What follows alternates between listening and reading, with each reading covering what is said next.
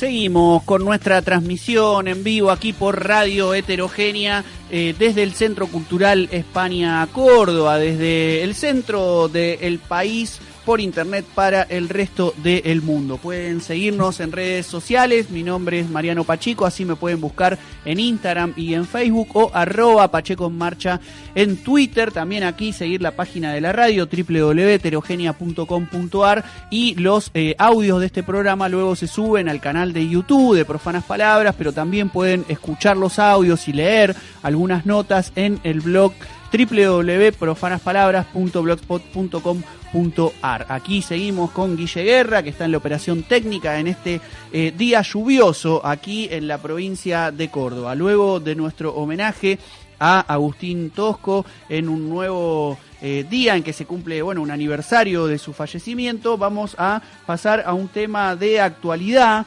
Y vamos a en un ratito conversar con Esteban Rodríguez Alzueta, un amigo de la casa, ya nos ha visitado en alguna oportunidad aquí en este estudio y ha venido también en más de una oportunidad a la provincia para participar de las marchas de la gorra. Él ha estado vinculado a distintas experiencias de movimientos sociales, es abogado y magíster en ciencias sociales por la Universidad Nacional de La Plata, pero se desempeña como profesor e investigador en la Universidad Nacional de Quilmes, además de la Platense, y dicta clases de posgrado sobre sociología del delito, violencia e inseguridad, y es director de la revista Cuestiones Criminales. Publica asiduamente notas en portales periodísticos como El Cohete a la Luna, que dirige Horacio Berbisky, la agencia Pacurondo y también en Cosecha Roja. Sus notas, sus reflexiones y las cosas que va haciendo suele publicarlo en su blog que se titula Crudos y lo pueden encontrar como www.rodriguezesteban.blogspot.com.ar.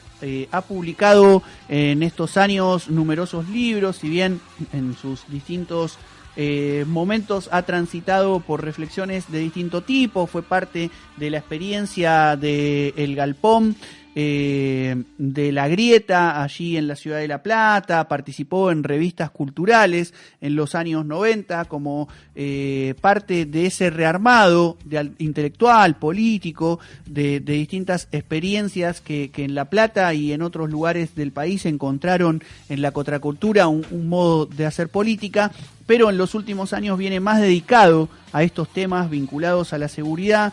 La máquina de la inseguridad, de hecho, es uno de sus libros anteriores. Ha estado de algún modo también incentivando que alguna gente más joven se pusiera a investigar y a desarrollar experiencias desde la universidad vinculada a estos temas.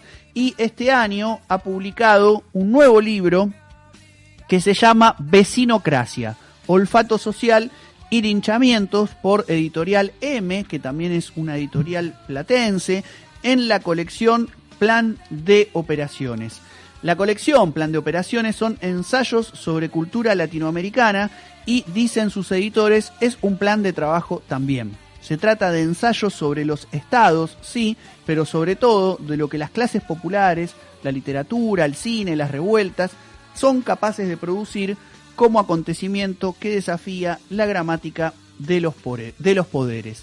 En este libro, entonces, Vecinocracia, Olfato Social y Linchamientos, Esteban Rodríguez vuelve sobre algunos de los temas que ha estado trabajando en los últimos años. Habla del vecinalismo, ¿no? Habla de también qué pasa con esos enclaves vecinales cuando la casa se transforma en trinchera y cuando la bunkerización es lo que toma la vida privada de las personas, cómo se va gestando una comunidad parapolicial, ¿no? Ciudadanos soldados, dice, y autodefensas vecinales. Entonces se trata de vigilar y delatar una ciudadanía de algún modo sui generis que se transforman en desertores y en antidemócratas, ¿no? En idiotas morales, como se refiere en los títulos con los que va de algún modo guiando la lectura de este libro, donde aparecen reflexiones sobre el resentimiento,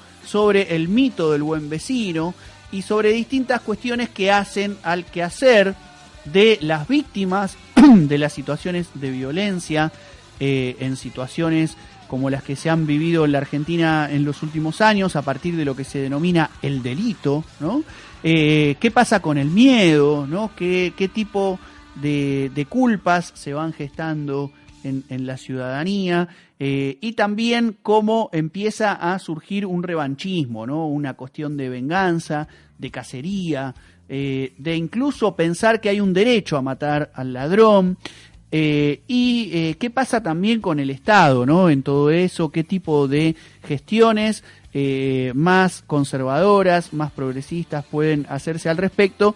Y lo que nos interesa, sobre todo conversar con Esteban Rodríguez Alzueta, es cómo se vinculan entonces las militancias sociales con estos saberes universitarios que circulan en algunas endijas de las casas de estudio de este país, para entonces indagar y seguir pensando cuestiones de esta actualidad desde el punto de vista del olfato social y de lo que se genera con las vecinocracias. Es que vamos a conversar con el autor de este libro después de escuchar una canción de una banda a la que hace referencia en el libro y que además es una banda de referencia para Esteban Rodríguez Alzueta, que en minutos nomás conversará aquí con nosotros en Profanas Palabras por Radio Heterogénea.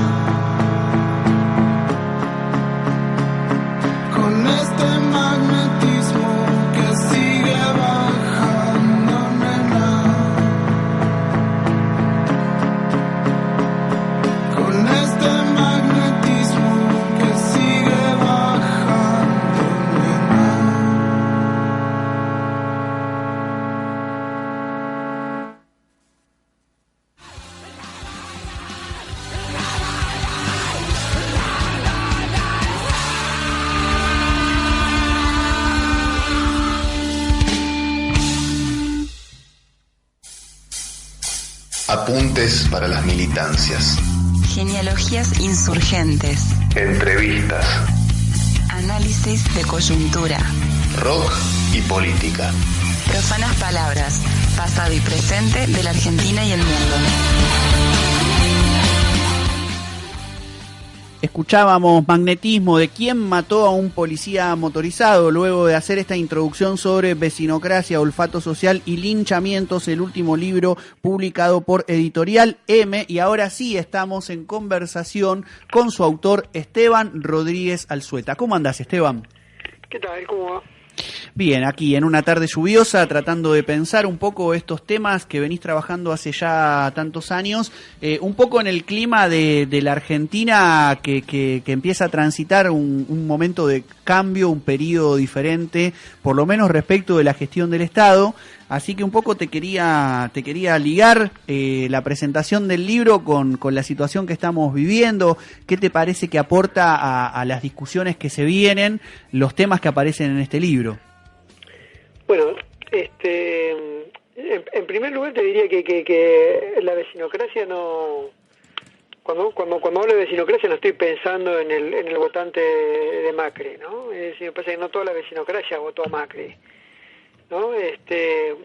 Aunque me parece que el macrismo supo apoyarse en muchas de las prácticas y las subjetividades que para mí identifican eso que yo llamo justamente vecinocracia, pero lo primero que hay que decir es que la vecinocracia no es patrimonio de la derecha, sino que uno puede encontrar las mismas prácticas desarrolladas también por movimientos progresistas, por grupos de izquierda, sí, también, ¿no? Porque cuando hablo de vecinocracia estoy pensando, es una categoría que yo construyo sobre todo para pensar las prácticas de estigmatización, para pensar el resentimiento, la revictimización de la víctima, el odio, ¿no? La ceremonia de degradación, que no son prácticas, ya te digo, que definen a la derecha o a las clases medias. Por eso también hay que decir, la vecinocracia es una clase hecha con todas las clases también, ¿no? Me parece que es, porque en realidad yo no estoy pensando en un sujeto en particular, sino en determinados modos de pensar, modos de sentir y hablar, que ejercen una presión sobre todos nosotros, ¿no?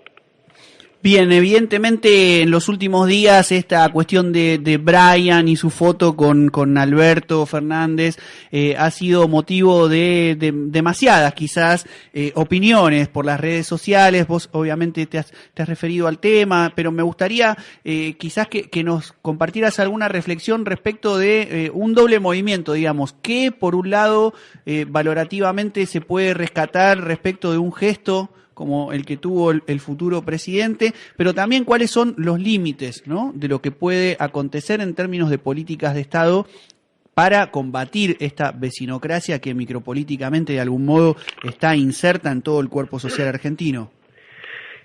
Bueno, me parece que fue un gesto también interesante y, por cierto, bastante espontáneo, ¿no? Me parece que contrasta con los gestos que por lo menos hasta ahora han tenido el presidente, pero también el presidente saliente, pero también su ministra y la gobernadora Vidal saliente también, ¿no? Me parece que yo no lo pondría tampoco al lado de Chocobar, porque me parece que también Chocobar es una persona que mató a un pibe y en realidad a Brian no le robó a nadie, ¿no? Es un pibe que andaba solamente con una gorrita y que vestía ropa deportiva, ¿no? No los pondría en espejo porque uno tendería, digamos, a sugerir también de que está defendiendo, digamos, a los pibes chorros también, ¿no? O en todo caso defiende a los pibes chorros, porque los pibes chorros es, como venimos diciendo siempre, es un mito también, ¿no? Es una proyección de los fantasmas que asedian al vecino alerta, ¿no? Y entonces me parece que en principio es un gesto, ¿no? Es un gesto interesante, es un poco decir que es referenciar a la estigmatización como problema, porque pocas veces hasta ahora un funcionario, un gobernante lo tomó como problema. Luego eso después tiene que traducirse en políticas públicas, eso tendrá que traducirse en una campaña y que tendrá que ser de largo aliento, porque desandar imaginarios autoritarios, esos que activan las pasiones punitivas, no es algo que se va a resolver con un decreto, no es algo que se va a resolver de un año para el otro, ni siquiera una gestión, pero me parece que necesita tiempos largos. Pero me parece que es interesante, ¿no? Que por primera vez aparece un presidente que dice, bueno, acá el olfato social es un problema, ¿no? Y hay que tomarlo y habrá que agendarlo en algunas de las carteras. Bien, ¿qué pensás respecto de, estos temas que venís trabajando y respecto del futuro, respecto sobre todo de algún tipo de expectativa que puedas llegar a haber en políticas de Estado referidas a la temática, sobre todo teniendo en cuenta las posiciones quizás ambivalentes que ha tenido el kirchnerismo, que tuvo figuras como, no sé, de Nilda Garré al gendarme Carancho, ¿no? Ahora se habla mucho de este retorno, pero mejorado, ¿no?, del kirchnerismo, y otros sectores que plantean, es un kirchnerismo que vuelve, pero vuelve con elementos también de un peronismo que quizás no estuvo tan presente en la época kirchnerista. ¿Cómo ves vos esto? ¿Qué expectativas tenés respecto al tema específico que vos trabajás? Bueno, en primer lugar no hablaría más de kirchnerismo, ¿no? Me parece que el kirchnerismo va a formar parte de ese arco mucho más amplio, ¿no? O sea, yo celebro, digamos, me parece que Alberto lo que hizo fue un poco reponer el peronismo, y por supuesto que reponer el peronismo implica un poco hacerse cargo también de muy diferentes también contradicciones, porque vos sabés bien, Pacheco, que el peronismo es el tren fantasma también, ¿no? No solamente viaja la Mujer Maravilla, sino también Frankenstein también, ¿no? Y a veces en el primer vagón. Entonces, digo, me parece que eso diría eso, no hablaría de kirchnerismo, sino que, nada, me parece que le agregaría una cuota de pregunta también a ver qué es lo que viene. Alberto Fernández no dijo mucho sobre cuál iba a ser su política de seguridad en esta campaña, pero las dos cosas que dijo me parece que fueron muy importantes. En primer lugar, que no iba a haber un ministerio de seguridad, sino que iba a haber un Consejo de Seguridad. Falta saber si ese Consejo de Seguridad Nacional lo va a meter adentro del Ministerio de Justicia o adentro de esa supersecretaría que va a crear dentro de la jefatura de gabinete. Lo cual me parece muy interesante porque por un lado hay que decir que la seguridad es una materia de las provincias que no han sido delegadas, que me parece que si uno tiene que pinchar mucho los globos amarillos que infló la gestión de Bullrich, eso implica también desfinanciar algunas políticas de seguridad, y qué mejor que darle el estatus de secretaría, ¿no? de jerarquizarlo, lo que no significa que el ministerio, lo que no significa que el gobierno se desentienda del problema de la seguridad, sino que implica, digamos, de decirle, bueno, es un problema de las provincias, la seguridad provincial es un lugar de la seguridad preventiva es un problema de las provincias, es un problema de la ciudad de Buenos Aires, y en todo caso, si se trata de crímenes complejos, es un problema de la justicia, y lo que hay que ir hacia una policía especializada que trabaja con la justicia, ¿no? Y en segundo lugar, lo segundo que dijo Alberto Fernández es que cuando le preguntaron sobre el delito, que el delito era un problema, no es un problema policial, que es un problema de desigualdad social, ¿no? Entonces me parece que eso fue también interesante, porque lo que estaba diciendo también entre líneas era que problemas multifactoriales requieren respuestas multiagenciales, ¿no? Es decir, que la respuesta no va a venir de una supuesta desde el Consejo de Seguridad, sino que va a venir, digamos, del Ministerio de Trabajo, va a venir del Ministerio de Educación, vendrá del Ministerio también de Desarrollo, es decir, vendrá de distintos lugares también, ¿no? Me parece que son dos señales que pueden servir para orientar una gestión progresista. Ahora, de lo dicho al hecho, digamos, todos sabemos que hay un trecho, y bueno, habrá que esperar bien cómo se van desenvolviendo las políticas, ¿no? Que tampoco va a ser rápido. Me parece que montar esas respuestas multiagenciales también va a llevar bastante tiempo, ¿no?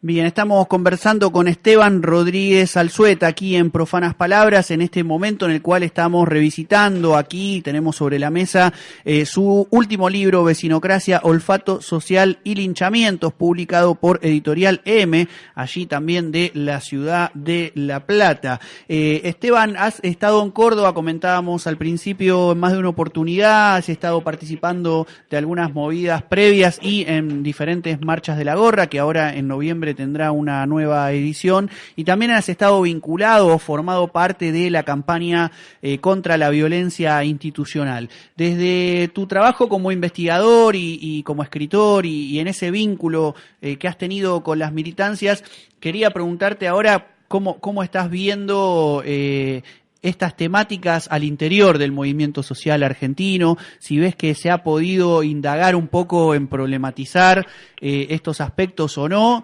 teniendo en cuenta que, como sabemos, muchas veces el problema, la seguridad justamente aparece como un problema, ¿no? Para las izquierdas, para los movimientos sociales, y un problema de difícil resolución respecto de tomar medidas específicas para intervenir.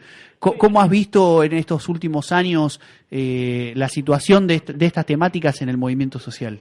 Bueno, a mí me parece que los movimientos sociales, y también, no solamente los movimientos sociales, sino también todo el periodismo alternativo, independiente que orbita alrededor de los movimientos sociales, han han agendado, digamos, finalmente la violencia institucional como problema, ¿no? Si uno lo compara, por ejemplo, con lo que sucedía en la década del 90, digo, hoy en día tanto los movimientos como estas agencias están muy atentos sobre la violencia policial, ¿no? Es decir, están encima de la policía, son muy sensibles a este tipo de prácticas violentas también, ¿no? Sin embargo, me parece que seguimos siendo todavía un poco truculentos, ¿no? Me parece que muchas veces la militancia se activa cuando a un pibe lo torturan o lo matan, ¿no? Pero lo cierto es que para cuando un pibe lo torturaron o lo mataron, muchas veces, digamos, ese mismo pibe fue objeto del hostigamiento policial y muchas veces ese hostigamiento no es referenciado como problema, no es seguido por las organizaciones o por la militancia. Seguramente porque también las militancias están desbordadas por montones de cuestiones en el territorio, ¿no? Pero me parece que también habría que empezar a agendar como problema al verdugueo, lo que los pibes llaman verdugueo, también como problema, ¿no? Y agendarlo teniendo en cuenta también de que no toda la violencia tiene que ser tramitada judicialmente, ¿no? Es decir, que a un pibe lo detengan sistemáticamente en la calle seguramente es algo que va a ser muy difícil de tramitarlo a través de los tribunales, pero se puede, me parece, imaginar otra respuesta, como por ejemplo a través del diálogo, ¿no? Me parece que las organizaciones, los referentes de las organizaciones en el territorio tienen que tener un diálogo activo, digamos, con el comisario de la zona, ¿no? Tienen que conocer su número de teléfonos, tienen que ir a la comisaría a presentarse como referentes, ¿no? Para que cuando tengan algún problema, digamos, los tengan al tanto y ellos mantener un diálogo, porque, digamos, ¿cómo puede ser que muchas veces las organizaciones, los referentes de esos territorios no tengan el teléfono de la comisaría, no tengan el teléfono de la directora de la escuela, ¿no? Me parece que eso es un problema porque nos habla que también a veces nos desenganchamos de las tramas institucionales que hay en el territorio también, ¿no? Y me parece que hablar, tener un diálogo con el comisario no significa que uno vaya a vender silencio, significa, digamos, de no dejar al pibe solo, significa de alguna manera de hacerle saber a la policía de que nosotros lo conocemos, de que nosotros estamos detrás de él, que estamos con él, ¿no? Que no lo estamos queriendo dejar solo, que lo estamos acompañando, es decir, que nos va a tener todos los días en la puerta de su despacho si al pibe lo siguen hostigando también, ¿no? Digo, me parece que muchas veces las policías necesitan de que nosotros al policía le hagamos bullying, que necesita muchas veces la policía de la distancia, que nosotros muchas veces también disponemos cuando lo demonizamos al policía, porque esa distancia es la que necesita después la policía para pegarle a los pibes sin culpa, para poder detenerlos sin culpa, ¿no? Entonces me parece que hay que reducir esas distancias. Claro, hay organizaciones, por ejemplo, que hablan de una especie de control popular de la seguridad. ¿Pensás que algo así es viable en un país como Argentina, con las instituciones y las policías que tienen? ¿Te parecen que igual, de todos modos, si no es viable, sirve como consigna? Sí, no sé, me parece que muchas veces ese tipo de consignas me parece que nos devuelven, digamos, a formas de organización que ya no son las nuestras y que muchas veces, a veces en algunos vecinos eso dispara sospechas, desconfianzas. Me parece que se podría organizar exactamente lo mismo con otras palabras mucho más descremadas y que puedan ganarse la confianza también de los vecinos que uno está también disputándole en el territorio también, ¿no? Porque uno no tiene que hacer política con la gente que piensa como uno, porque si no seguiríamos estando en la universidad como siempre, haríamos de los barrios un coto de casa, ¿no? Digo, me parece que uno tiene que pensar las cosas de una manera mucho más liviana, con un sentido común, ¿no? Recalando en esos núcleos de buen sentido que también hay en los vecinos y desde ahí comenzar a construir confianzas y consensos, y para eso, viste, hablar de control popular, viste, qué sé yo, me parece que son palabras que están hechas para una sociedad que no es la nuestra, ¿no? Que hablan más a veces mucho de los microclimas en los que nos movemos que de lo que sucede en el barrio, ¿no? Bien, teniendo en cuenta esto que hablas de los microclimas, quería ahora hacerte una pregunta referida un poco a los modos de escritura también. Bueno, considerando también, como decíamos en la presentación, que vos tenés un trabajo como investigador universitario, docente, y que escribís libros de algún modo que tienen un registro que puede funcionar en la academia, pero también transitás espacios como El Cohete a la Luna, Cosecha Roja o la Agencia Pacurondo, entre otros portales más vinculados al periodismo. De algún modo en esta tensión entre poetizar y comprender podría ser, ¿no? O entre estas líneas que se desarrollan entre la academia y los blogs. Bueno, hay quienes leemos a veces con cierta preocupación un proceso de cierta romantización, por ejemplo, que se produce en determinadas escrituras que quizás ayudan a poetizar pero poco a comprender. ¿Cómo ves vos el trabajo respecto de la escritura a partir de las investigaciones que haces sobre cuestiones de seguridad, inseguridad, pibes, jóvenes, pobres? A mí me parece que estamos en la universidad pública, ¿no? En la universidad pública donde yo trabajo, digamos, uno asume un compromiso, ¿no? Que es aquello que uno va pensando en voz alta, en el aula, en su laboratorio, pero en voz baja, porque todavía no puede salir a compartirlo rápidamente. Digamos, asume el compromiso, digamos, de que el día de mañana no sea un lenguaje, no quede en un lenguaje encriptado y se distribuye solamente entre nos, ¿no? Me parece que tiene que haber digamos, las investigaciones tienen que, digamos, me parece que hay una doble tarea de los investigadores, que además de investigar con todas las reglas que eso implica, con la metodología que eso implica, con las categorías que eso implica, etcétera, etcétera, al mismo tiempo tiene que haber, digamos, un compromiso para salir a convidar lo que uno estuvo pensando en voz baja, digamos, en la universidad también, ¿no? Y eso implica, digamos, de que uno tenga que desencriptarse, ¿no? Eso implica, digamos, que uno, digamos, tenga que dejar de lado, por lo menos por un rato, el lenguaje más académico, ¿no? Con sus categorías, con su jerga, y ponerlas en un lugar común para que pueda llegar a otras ligas también esa discusión que uno estaba proponiendo, ¿no? Me parece que eso tiene que ser digamos, todos los que investigamos en la universidad pública tendríamos que salir de esta zona de confort ideológica que llamamos muchas veces CONICET también, ¿no? Porque es muchas veces el investigador de CONICET que investiga solo, que son investigaciones que muchas veces no repercuten en la universidad, solamente están en la universidad como lugar de trabajo, pero no están agregados a ninguna cátedra, a ninguna investigación colectiva, porque tampoco se los permite muchas veces. Entonces tienen una trayectoria profesional exitosa muy individual, y me parece que lo que está faltando es eso, ¿no? Está faltando también esa responsabilidad para salir a convidar lo que uno viene pensando en la universidad sobre todo a aquellos actores que no por las circunstancias en las que se encuentran no están pudiendo acceder a estos espacios, ¿no? Bien, estamos conversando con Esteban Rodríguez Alzueta y hemos puesto un poco el eje en su último libro, Vecinocracia, Olfato Social y los linchamientos, para pensar cuestiones en torno a la seguridad, la inseguridad, las cuestiones que vienen siendo parte de la agenda política de la Argentina y que seguramente seguirán siéndolos. Estamos en el tramo final aquí de esta emisión de Profanas Palabras, así que bueno, además de agradecerte esta conversación que hemos podido mantener, quisiéramos, darte la palabra para una última reflexión, si te parece que hay algo importante que quieras transmitir a la audiencia. Bueno, no, me parece que no hay respuestas mágicas, ¿no?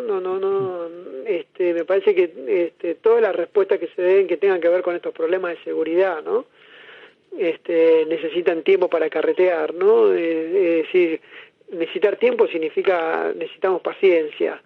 La conflictividad social, las transgresiones, delitos callejeros, inclusive los delitos complejos, no se van a resolver de un día para el otro, sino que necesitan tiempo, y ese tiempo necesita de la paciencia de los distintos actores que intervengan en la búsqueda creativa de ese tipo de respuestas o de soluciones, ¿no? Así que bueno, me parece que eso, ¿no? Que no se le puede tampoco pedir a una gestión que pueda resolver los problemas de un día para el otro, ¿no? Bien, bueno, Esteban, te agradecemos mucho esta conversación y nos mantenemos en comunicación. Bueno, Pacheco, estamos en contacto. Un abrazo grande. Saludos ahí al equipo.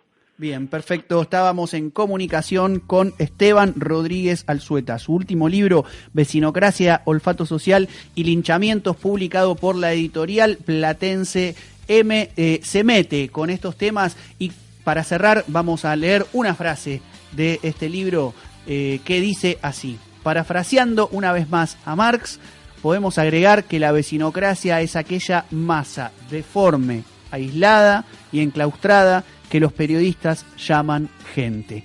Obviamente, cuando se refiere a los periodistas, las periodistas sabemos, se está refiriendo a aquellos empleados de las empresas de comunicación hegemónicas. Aquí con Guille Guerra en la operación técnica, en Radio Heterogénea, hemos hecho trinchera para que el periodismo, con el legado de Mariano Moreno y Rodolfo Walsh, también pueda hacer otra cosa. Nos escuchamos el martes que viene, aquí en Profanas Palabras.